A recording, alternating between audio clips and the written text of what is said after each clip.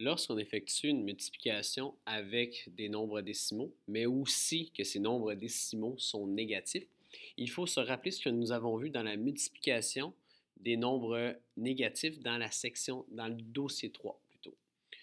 Là, je regarde mes chiffres premièrement. Donc, j'ai mon nombre moins 2, moins 3,2 qui est négatif et j'ai 2,1 qui est positif.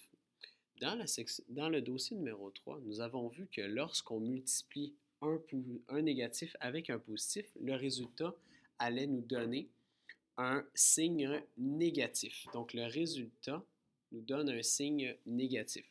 Un petit rappel, deux signes identiques, soit 2 plus ou 2 moins, vont donner un positif, et deux signes opposés, donc négatif et positif, vont donner un résultat négatif. Donc ici, mon résultat va être négatif. Pour connaître le nombre qui va être le résultat de mon produit, je vais faire 3,2 fois 2,1. Donc, lorsqu'on effectue la multiplication avec des nombres négatifs, on ne les met pas dans la section calcul. Donc, il ne faut pas les considérer, c'est seulement dans la réponse qu'on va l'indiquer.